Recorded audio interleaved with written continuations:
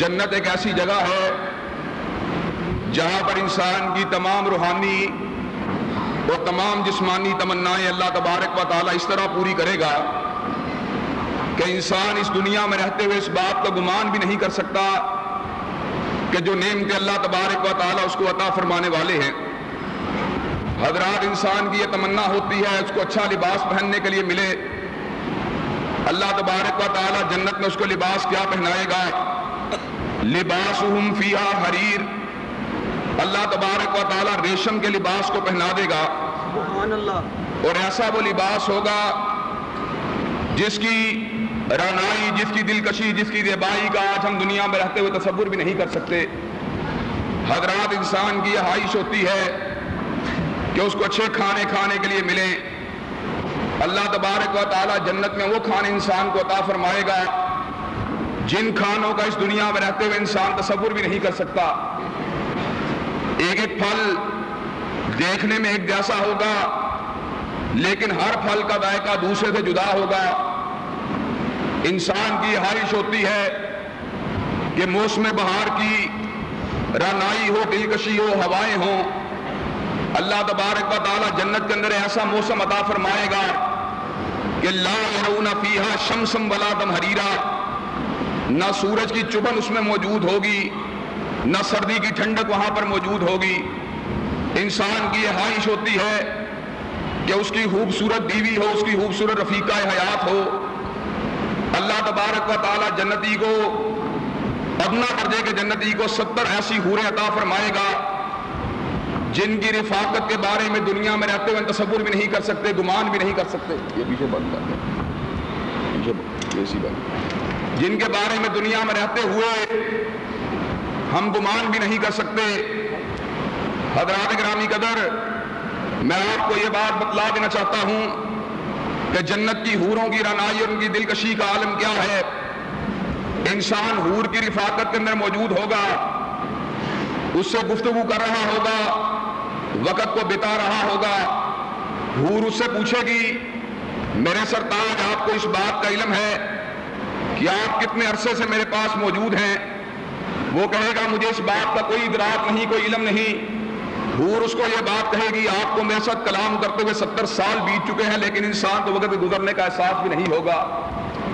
حضرات گرامی قدر، اللہ تبارک و تعالی دل کو حسد سے پاک کرے گا، کینے سے پاک کرے گا، بخل سے پاک کرے گا، اور ساری کی ساری نعمتیں دینے کے بعد مالک کائنات یہ بات پوچھیں گے کیا جنتی تجھے اب کسی اور نعمت کی ضرورت نہیں؟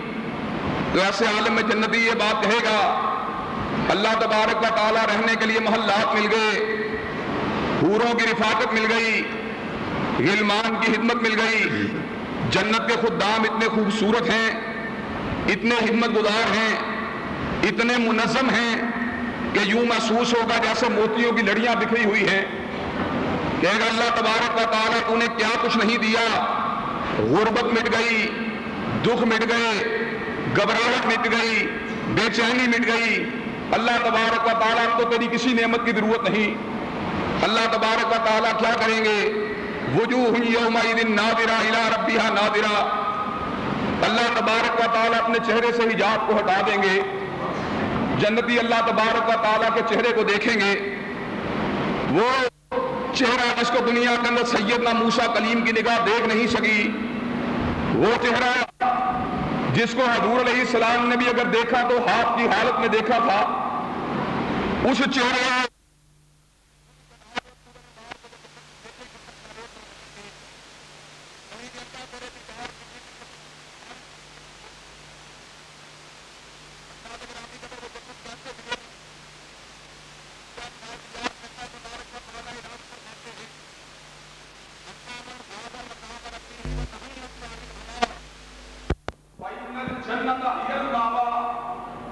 وہ شخص جس نے اللہ کی بات کو مانا، حضور کی بات کو مانا، اپنی خواہش کو دبا دیا. سچ مقدم میں مالک کائنات نے جنت کے باغات کو چھو دیا ہے. اور حضرات کیا ہے ہوئی آگ ہے، دہتے ہوئے انگارے نزدیک کیوں نہ ہے، اس میں پتھر کو ڈالا جائے آگ بجھ جاتی ہے، انسان اپنے قدموں کو ساتھ پہ رکھے آگ مٹ جاتی ہے، لیکن اس آگ کا نام کیا ہے؟ وقودھا الناس والحجارہ۔ انسان اور پتھر جب اس میں ڈالے جائیں گے اور یوں بڑھے گی جیسے پیٹرول چھڑکنے سے آگ اور بڑھتی ہے، اس کی کیفیت کا نام کیا ہے؟ ان الذین کفروا بآیاتنا سوف نصلیہم نارا۔ وہ لوگ جنہوں نے اللہ کی نشانیوں کو جھٹلا دیا انہیں آگ کا مزہ چکھنا پڑے گا۔ کلما نضجت جلودہم بدلناہم جلودا غیرہا۔ انسان کی کھال اتر جائے گی، مالک کائنات اور کھال کو چڑھا دیں گے لیذوقوا العذاب، تاکہ بعد میں کوئی کمی واقع نہ ہو۔ کھانے کی ڈیمانڈ کرے گا، اللہ کہیں گے لیس لہم طعام الا من ضریع۔ کھانے کے لیے ضریع کی جھاڑی موجود ہے، کانٹے دار جھاڑی، جسے کھانے کے بعد انسان کا میدا ابلنا اور کھولنا شروع کر دے گا۔ ان شجرۃ الزقوم طعام الاثیم۔ اللہ تبارک و تعالیٰ تھوڑے درخت کو کھانے کے لیے دیں گے، جب انسان کے پیٹ میں جائے یوں ابلنا شروع ہو جائے، اس کا پگھلتا ہوا تانبا ابلتا ہے۔ انسان جب پینے کی ڈیمانڈ کرے گا، پینے کا طلب کرے گا، اللہ تبارک و تعالیٰ اس کو کھولتا ہوا پانی پلا دیں گے، آپ کو ہوتا پلا دیں گے۔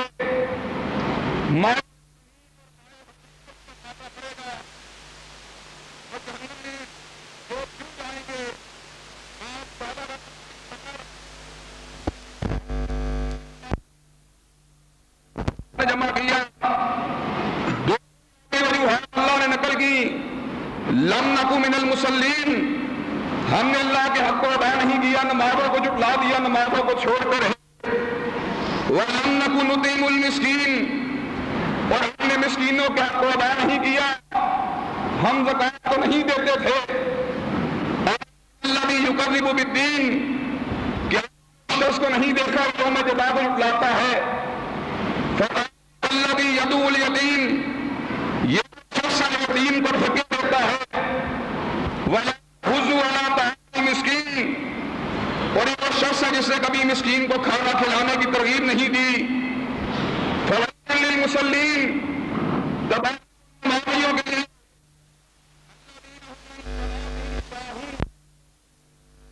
ہیں، الَّذِينَ هُمْ يُرَاءُونَ، نماز پڑھتے ہیں، دکھلانے پڑھتے ہیں، عبادت کے طور پر پڑھتے ہیں، عبادت کے طور پر نہیں پڑھتے۔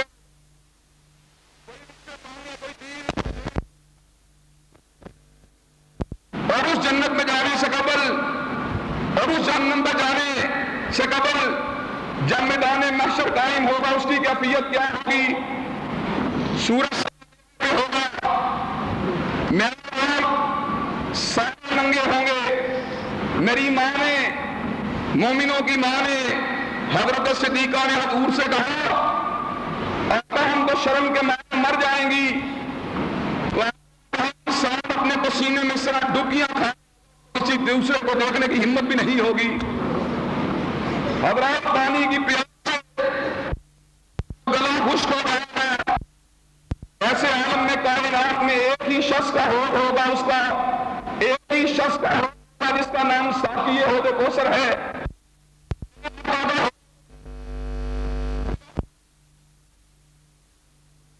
ہم نے نہیں مانا، جس کے لباس کو نہیں مانا، جس کی معیشت کو نہیں مانا، جس کی معاشرت کو نہیں مانا، جس کی تہذیب کو نہیں مانا، جس کے تمدن کو نہیں مانا، اس نبی کا حوض ہوگا جس کو اس حوض سے پانی پینے کو مل گیا 50,000 سال اس کو پیاس نہیں لگے گی۔ ہر جنت میں جانے کے لیے محنت کی ضرورت ہے، من جب تک جو محنت کرے اس کو جنت مل جائے گی۔ وَقِيلَ فَلْيَتَنَافَسِ الْمُتَنَافِسُونَ، محنت کرنے والوں کی محنت کا تعلق جنت کو ہونا چاہیے۔ اللہ تبارک و تعالیٰ ہمیں جنت کے لیے کام کرنے کی اور جہنم سے بچنے کے لیے کام کرنے کی توفیق دے۔ تین پلوں کے